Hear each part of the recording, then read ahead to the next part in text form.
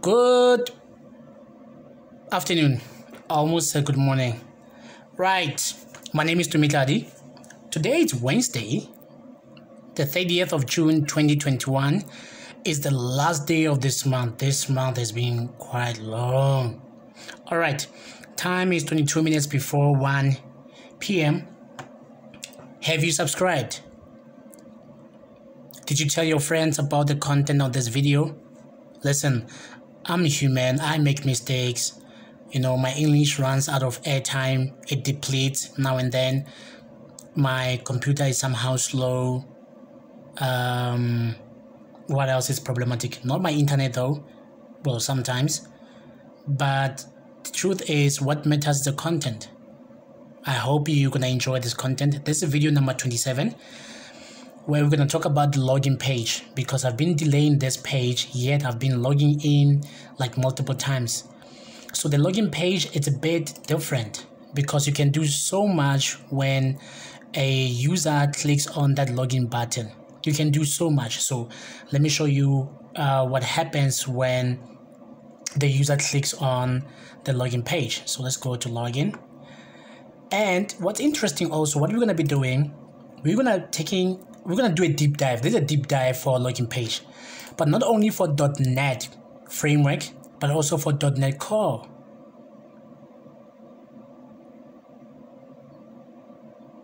So which one do you prefer? Well, we have this guy, but let's use the one of .NET Core. This one. Please, if this is the first video of mine, this is video number 27th. So go back to video number 1. Then that's in the overview of identical dogs, where I set out the expectations, and then go back to video number 0, and then start with and then from there go with number 2. Okay, then so you can understand this web application. It's .NET Core web application. This web application is .NET Framework web application. Okay, so this time I'm gonna use .NET Core version.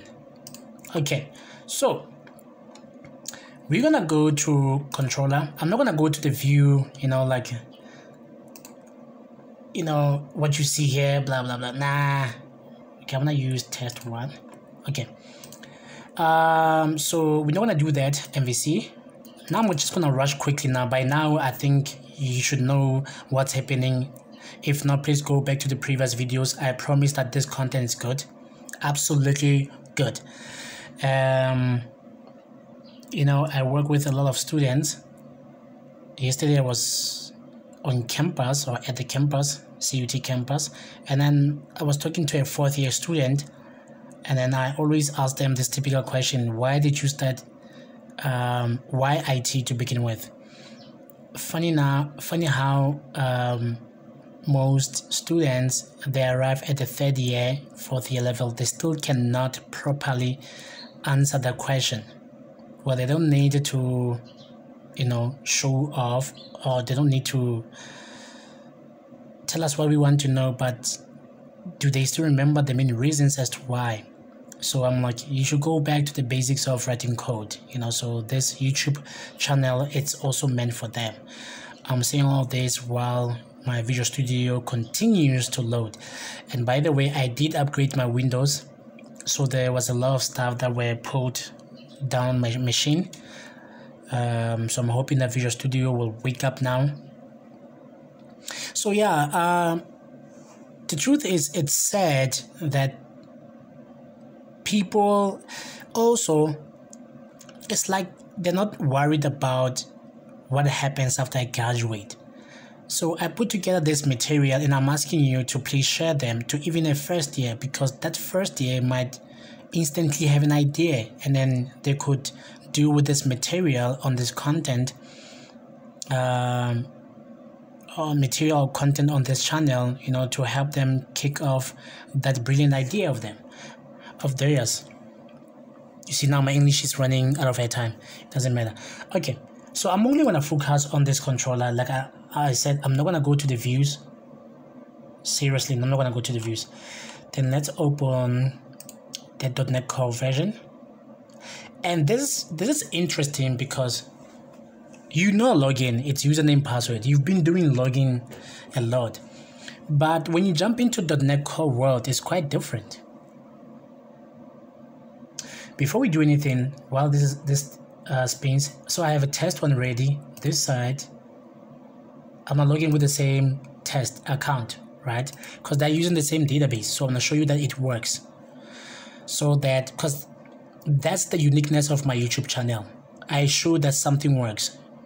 Okay, so now we know that we are authenticated. Okay, this is test one. It's fine, let's keep it there. And then again, let me log in.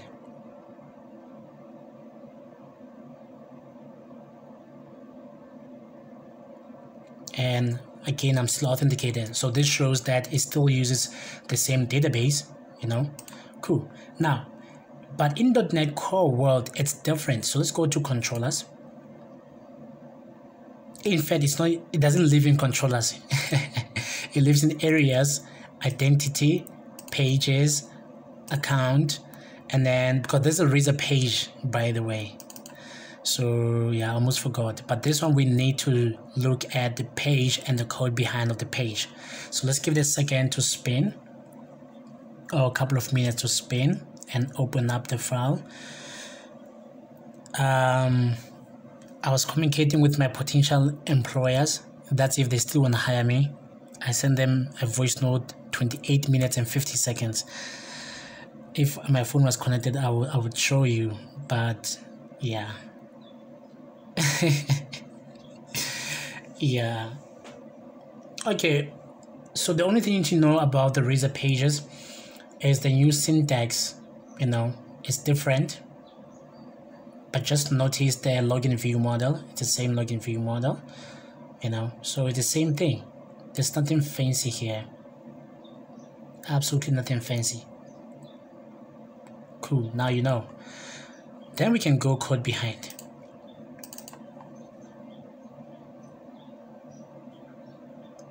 So let's start.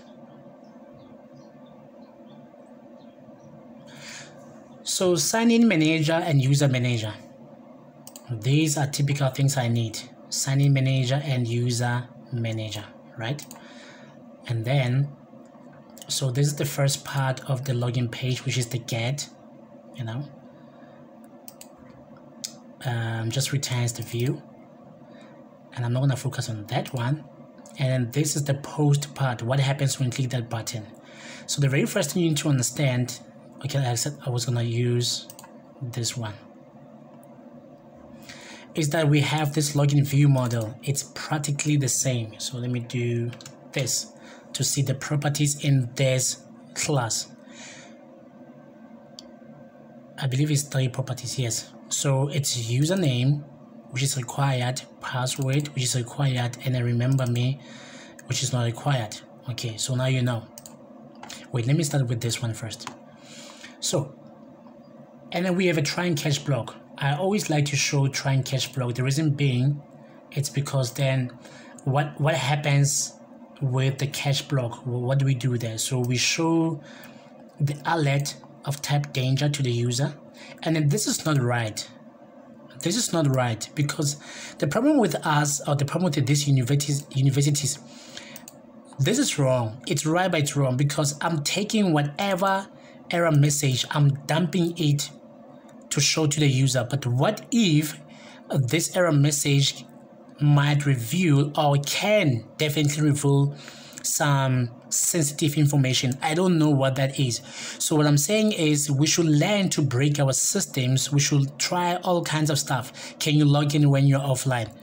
One use case, and then see if what kind of message is gonna show, you know, so that you understand. Oh, and then so that you show proper message. But this is not right. This is not right.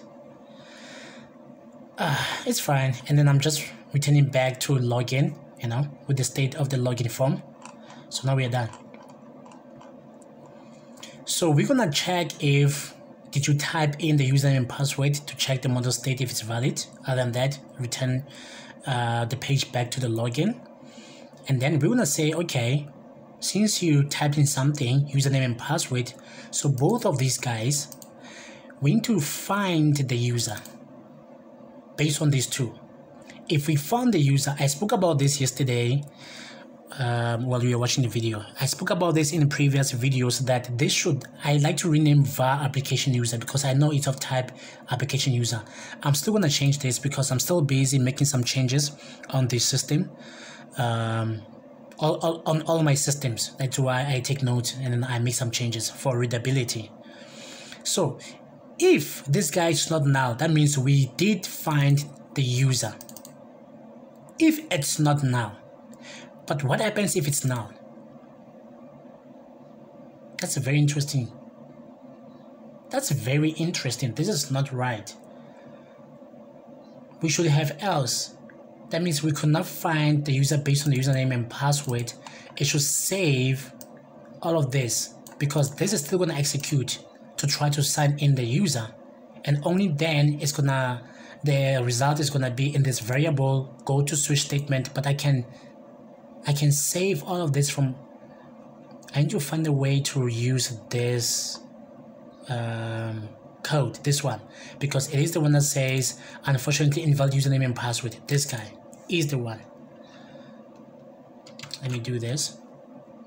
You see, let's say test1 invalid username and password. So I'm identifying things that we can improve as developers, because let's argue for a bit. Let's say for performance sake, do not execute this block of code. So what I can do, I can create a helper method, because this is standard, that I don't even have to create a helper method. But yes, helper method is it's appropriate, where I'm just dumping this in the helper method and then just call that helper method in here. That's a failure, because the intent of this if statement was to check that do we know this person. But what do we do with this information before we do anything, before we send them in? That was the intent, how I programmed it. Before I send the user in, I need to check if is the user deleted, because I can delete the user, but we're not actually removing the record in a database, but we are toggling this property is deleted from false to true. By default, it's false. So if that's the case, it will show this message. Test1. Huh? This is not right. Why is it showing the same alert warning number 4? This is not right. Oh, no, this is not right. I already have, that means I didn't test my system the way it's supposed to be tested.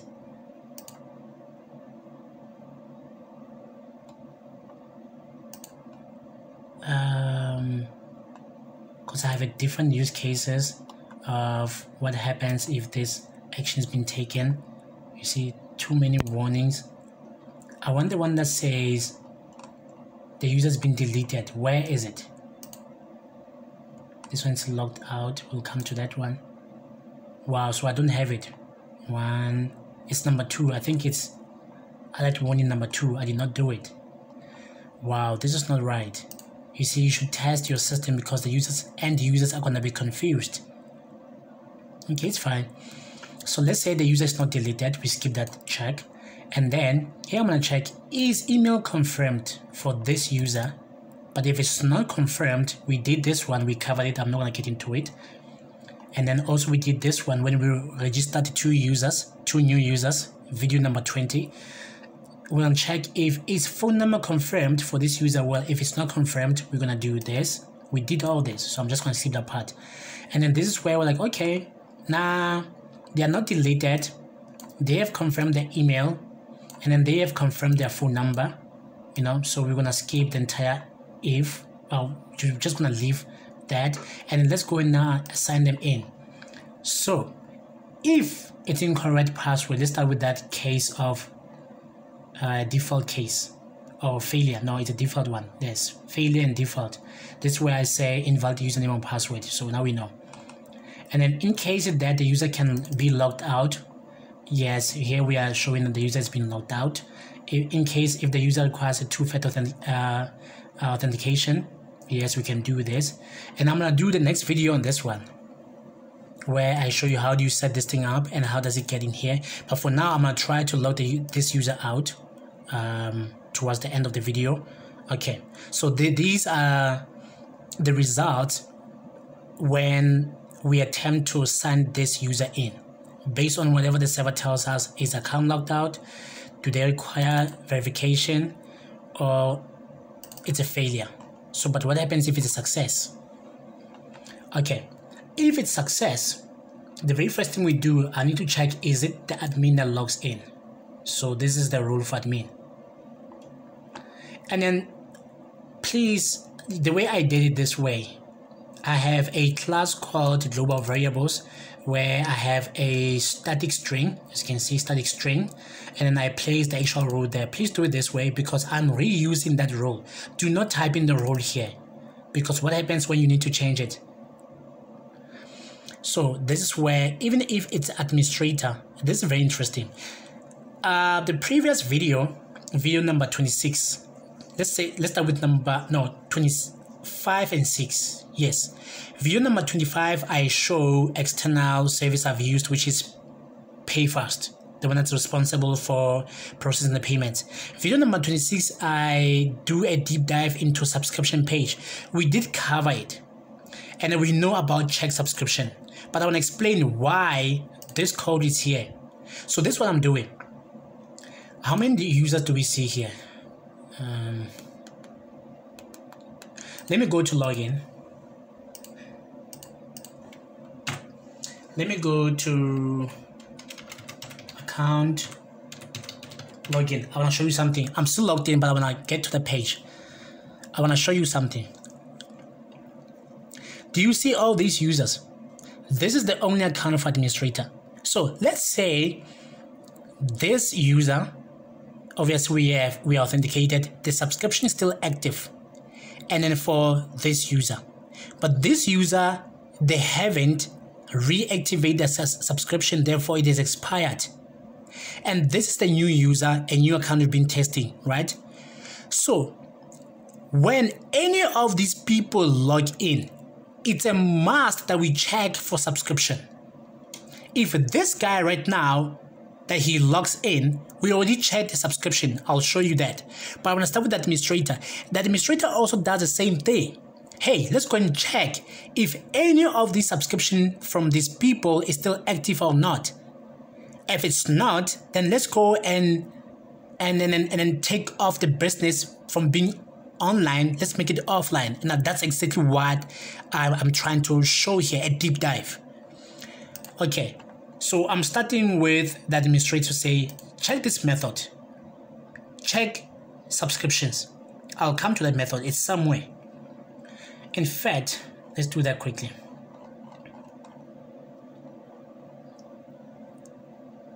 Here it is. We did this yesterday. We did this in video number 25, especially number 26. We know what's happening here. Okay, but I'm still gonna come back to it for this part, the business being offline, but we did cover everything here. But I'll just do a quick,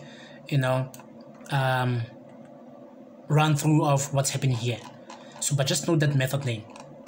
So I'm checking, and then if any of my clients, their subscription has ended, then I'm gonna take the business offline, and then I show you have successfully logged in. This is the administrator, and I redirect to wherever I need to be redirected to. Okay, else if I'm not administrator, if the user is not administrator, then we don't care if the role is client or partial. I do have a 3 system roles, which is administrator, client, and partial access, but I'll explain partial access later on. So it doesn't matter after this one. So here we are checking for any user who's not administrator. We did this yesterday. So we are saying we're gonna pass in the ID. We're gonna check if subscription is active, and then that's what we do. First or default, we're gonna check if it's active for that user, and then if it's not now, that means it's active. Then return the state that yes, it's active, but go and check subscription. So when we check, even though it's active, but we still have to check the subscription. subscription is active, and then we are checking the subscription. Oh, here we are checking for, wait. Oh, here we are checking for all of them. Again, let me explain. Remember that admin administrator only calls this method check subscriptions. But if it's not administrator, we're gonna check if the subscription is active for the current user. Don't confuse the two. So here we went along ahead and checked that is the subscription active for the current user. If yes, there's a record and this guy is not now, then it's active and then we are done for this particular user. But we still need to continue to check for the rest of the users. That's a genius move, right? Big up to myself. Great. Because you have to think of doing stuff like this. So this way I'm checking all the subscriptions. Like I said, we did all of this. Where we are saying go to subscriptions table, check all the subscriptions are active. Give it to me as a list. Put it here. If this guy it's not now, that means we do have them, right? They're active. Yes. Give that list to me. If the list is not now, we want to check the date. So we have the current date, which is the 30th of June, 2021. This is where we are assigning it. Okay. And then we're going to loop inside that list to say the 30th. Today is the 30th. You understand why it's important to get the active. So we are saying today is the 30th. And is the first item in the list. Let's say the list are 10. It's the first item in the list. We need to check is active until the date of it. Is this guy is today greater than that? Let's say this carries the value of 29. Yeah, but it cannot be active. That means it's gonna be false, that one. But let's say it's 30th. Let's say 29. No, it's not possible. Let's say 31. No, let's say 2 of July. Let me create a real life scenario because it can't be 29 because then it's gonna be false here. It's not gonna be part of the list that I need if it's 29. But let's say the first item in the list that subscription it's meant to be active until the 2nd of July. So we're gonna check 30 June is yes, it's greater than 2nd of July. Okay, that's the first part. The second part of if we're gonna check, but what if the current date, which is the 30th of June, is it not the same as the current date? No, it's not because it's the 2nd of July, right? So we're good here, right? Because great, which is false, so we're gonna skip this part. We're gonna go now again loop the second item. The second item now carries 30 here. So this guy is not greater than that one. It's not greater. And this, the 30th, it's, which is, let me slow down.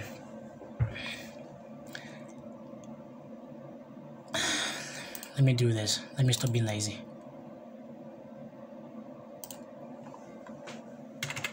Let me stop being lazy. Because before I confuse myself, like I said, I'm a human, I make mistakes as well, but that's not the case. I don't like making these things small because I use them. So let's say items in total, they are 10. And then item 1, the date is 2 July 2021. And then the second item, item 2, is 30th June 2021. So that's a scenario. So we are saying the items are 10. So I'm looping and then I'm on item number 1. So we're gonna check today being the 30th of June. Is it greater than? Yes, it is greater. No, it's not greater. Sorry. It's not greater, which is false. So I'm saying if any of these conditions are false, it's not gonna get inside, We know that. That's exactly what I was trying to say. So then we're going to leave this if statement. We're going to loop outside. We're going to go back to for each. And now we are on item number 2. What we are saying is the 30th greater than... That's a very interesting. Is it greater? No. 30, it's not greater than that. But yeah, I felt that kind of confusion. I am confused and I built this system, but I can justify this one. What I'm saying is 30, if 30 is not this guy, but it is, which is going to be true, it is. Because true and true, only then they evaluate to be true. They get inside, right? So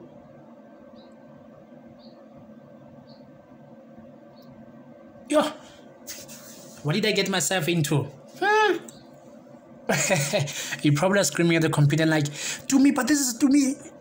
Hey, it's been a while since I did this, but it's all about reading code.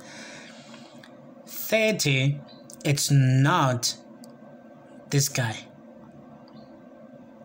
If it's not, but it is, so this guy should be true, right? And 30, it's greater, but this is, can't say it's greater. Rather, it's greater or it's equals to. It's like, this is what I'm trying to do all along. Is it greater or is it equals to the current one? I think, yeah, but the point is, okay, but we know, let's say item number 23, item 3 being 29 June 2021. So this item number 3. But like I said, item number 3 cannot be part of the list because then it will be false. Because this is how I get to be false. But I was focusing on this guy.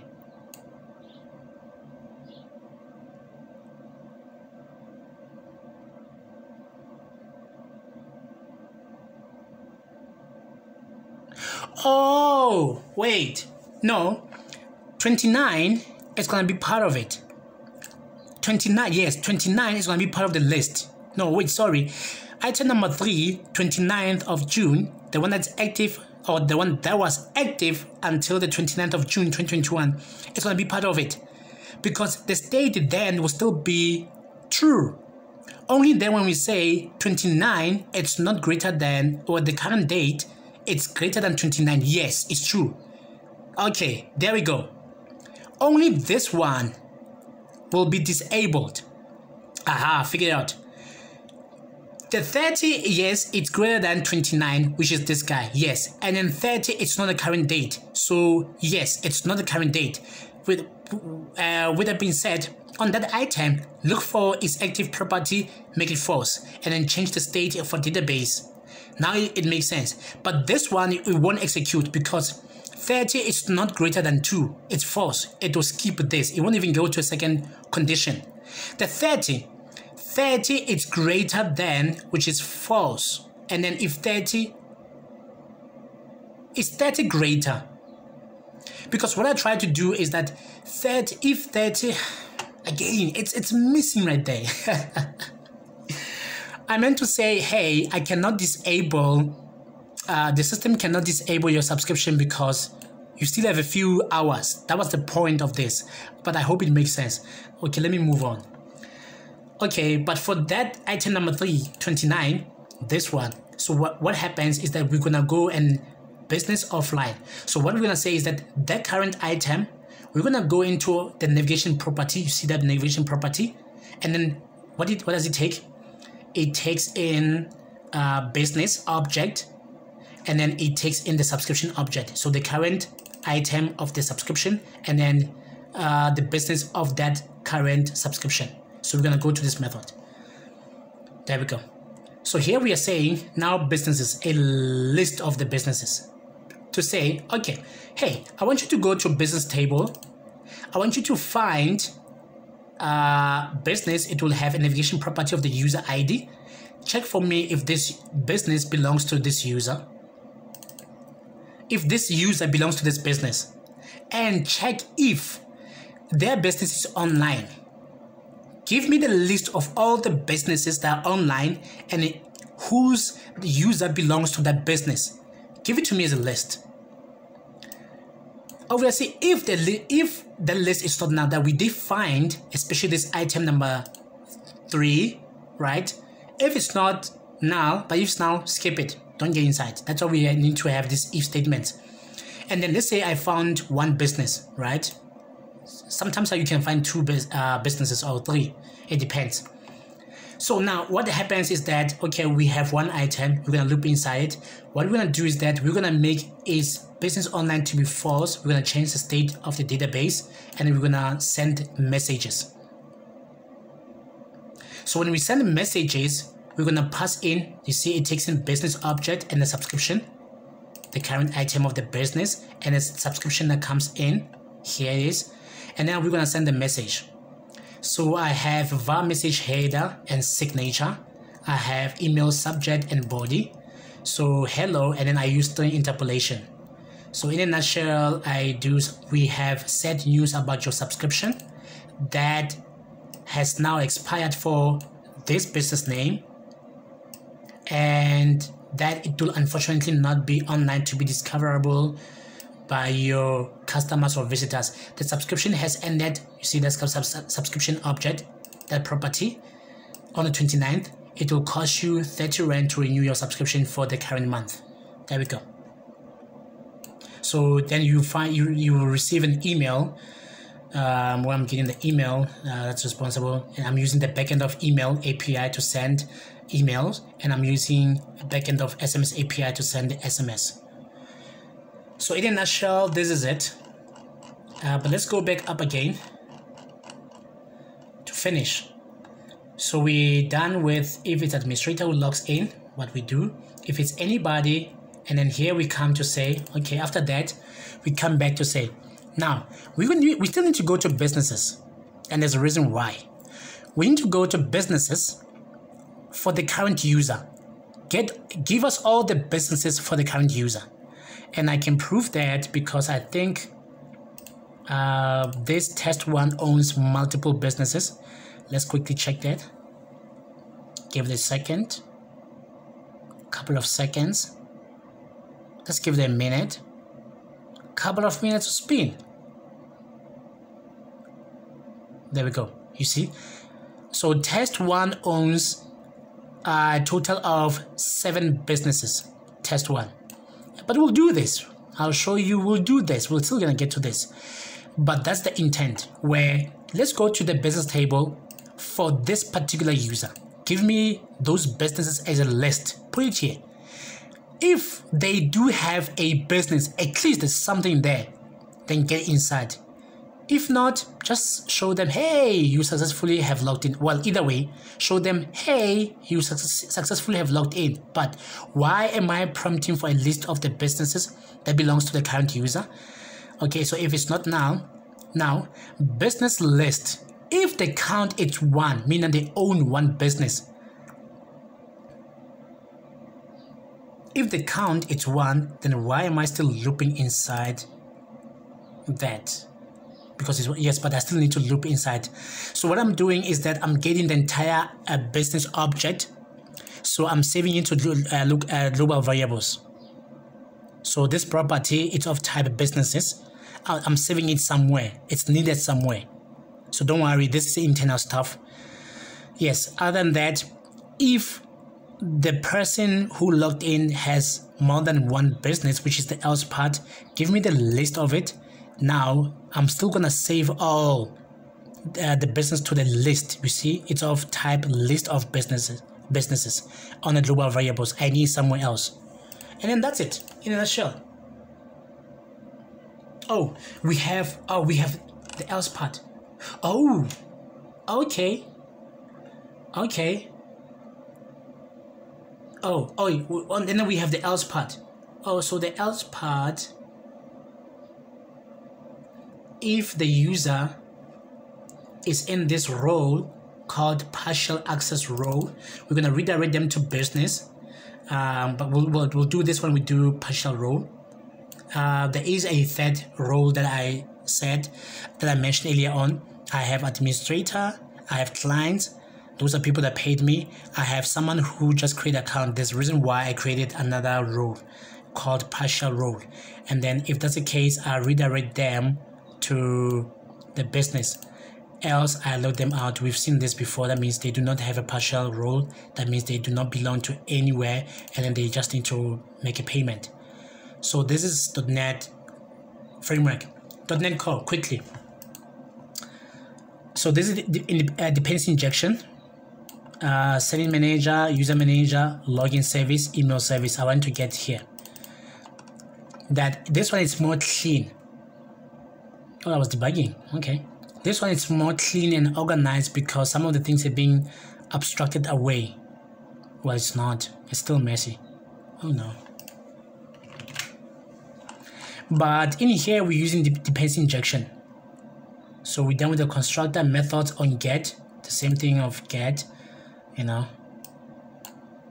And that we're gonna go. We have the logout. We still need to log them out. You know, it's different to log the user out in .NET Core, by the way. So this is my custom method. It's different.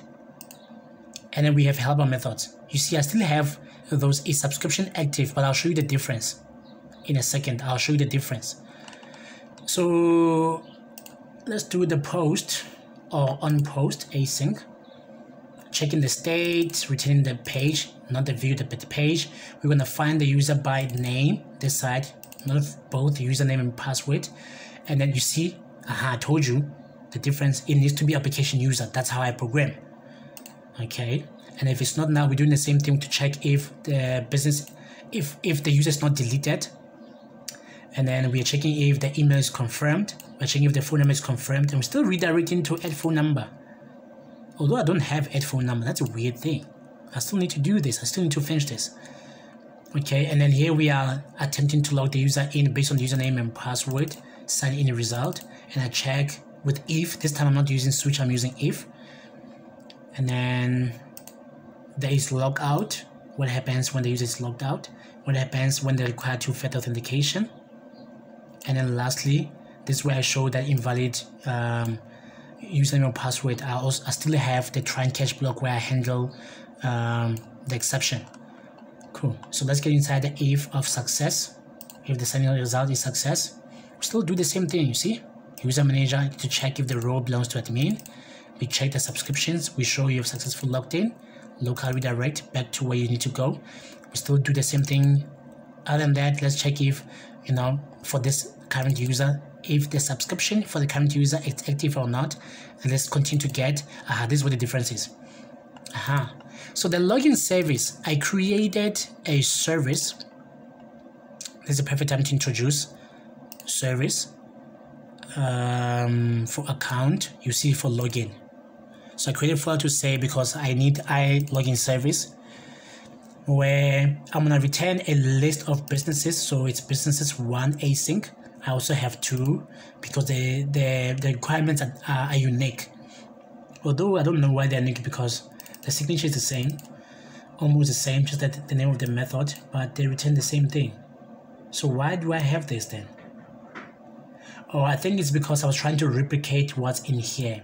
So I did it brilliantly so to say this guy only addresses what we see here, where we try to know, do you have one business or not? Because this is where we deal with the business one. Although they do a similar thing, but okay, we can argue to say code duplication and all that, blah, blah, blah, blah, blah. But, okay, for example, let me make an example. What if, here it is, what if I pass in the second condition for this one? So in .NET Core, if I want to use, or if we argue that this code duplication, let's say I've only used this one and I need to add the second one, should I make it nullable? You see, it's going to be messy. So I think this is justifiable enough. So I do have these guys, all of them, business number 3 that returns nothing. I have subscription 1 that returns a subscription. I have subscription 2 async that returns a list of subscription. I have the one that takes in subscription, you know, all of that. So this is a new way of programming now. and then login service with the implementation of that interface. And then this is where I return stuff. So this is the right way of doing it, the right way, and everything has to be asynchronous.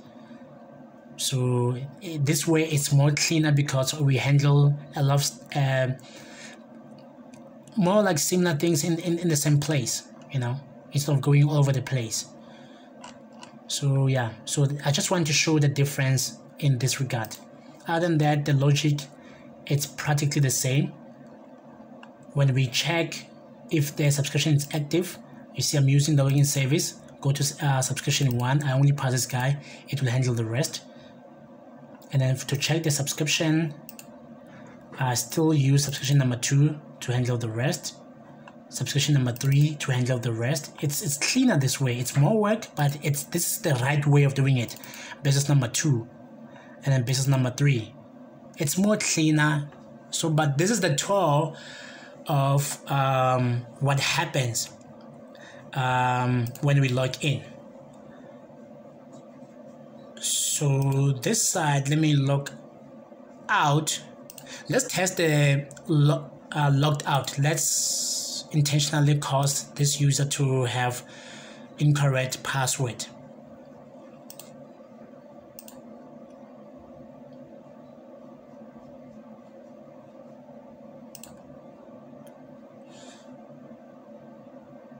So test 1, it's incorrect, we know that.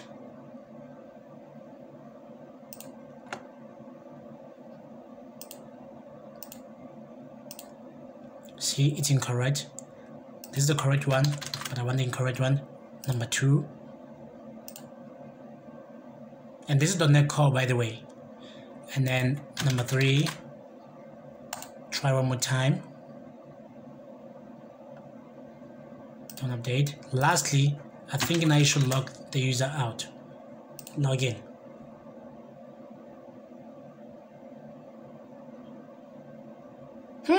That's number what? 3, 4.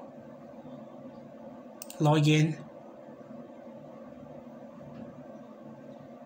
Okay, but why does it still insist on coming here?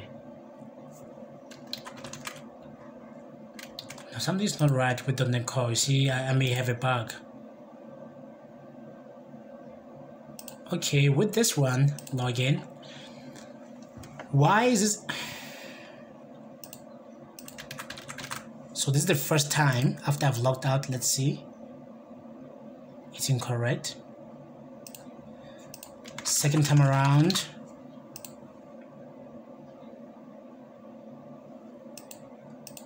This is the third time. There we go. This one works. And say sorry. There we go. It says this account has been logged out. Please try again later. Sorry, we currently have bad news. This account has been logged out. Please try again. So because we need to handle this kind of use cases. So this one, let me see. Can you not pick it up with that? Oh, no. So in the .NET Core, it doesn't do the logout. Why? I need to investigate. So what happens, these are correct credentials. What happens if we click login? It allows me to go through in the .NET Core.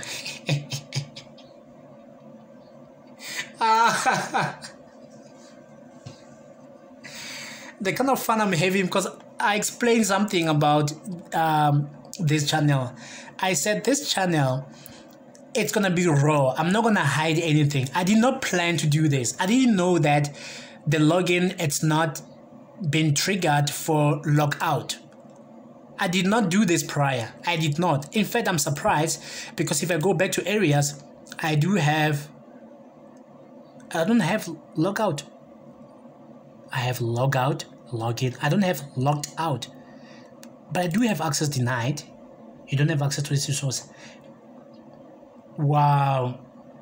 Because account controller knows. Okay. How did the .NET Framework know about that? Because you set it up. Let's go to app stat. Identity config. You set these things up. There we go. Configure user local defaults. Oh Oh, I think it's justifiable. I think I know why. It's not. Configure user logout default. So we are saying user logout enabled by default, it's yes. By default, it's yes.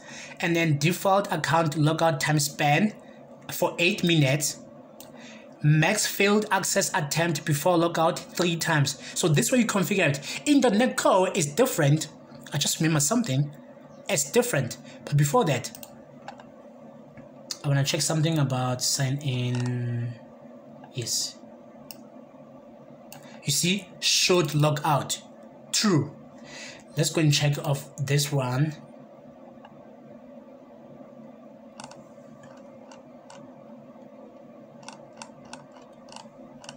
Where we attempt to sign in the user. There we go, sign in manager. You see, logout on failure is being set to true, but is it enabled by default? So let's go to the netcode one more time. Let's go to startup.auth, but usually it will live in startup.auth, but it's not in startup.auth because I removed everything to make it clean. It's now in installers, MVC, no, DB installer. So DB installer, this is where you see sign in, require confirm account true. I have more options. So let me do options dot, and I want you to see something. This is very interesting. So we have logout. There we go. So logout dot allowed for new users. I can say it's a boolean. As you can see, it's a boolean value. I can say true. I can say default logout timestamp is going to be 8 minutes. It's of type timestamp 8 minutes.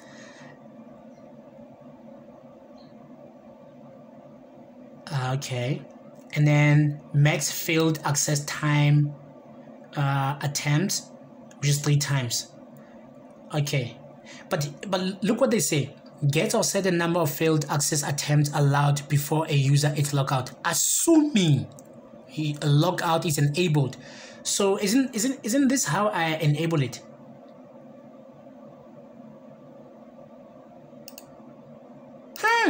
But I remember something that I can still configure a lot of stuff here. No, this is interesting. So I meant to say, or I was saying, before I continue and stop the video, let me check other options. Set in password. Yeah, I've played around with these things before. Let's see the user dot. Okay, the user is useless.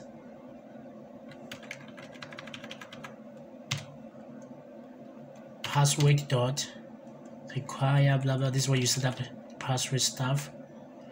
Useless.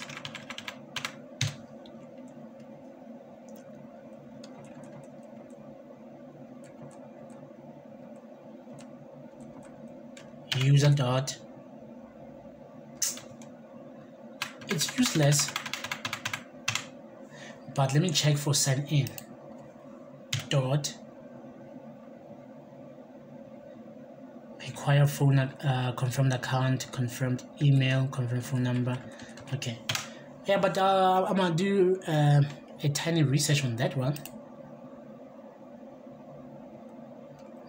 Okay, so yeah, this was very interesting. Oh, I meant to say finally, you probably stopped the video a long time ago. It's fine.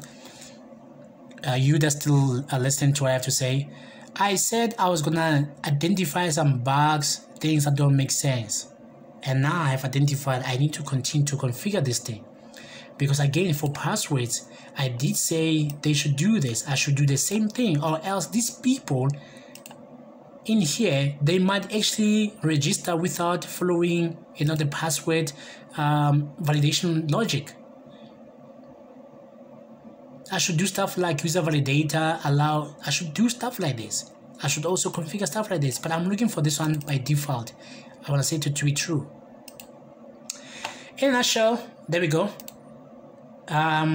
We'll do two-factor authentication tomorrow, sending out the actual SMS. It's going to be fantastic. I'm excited about that one.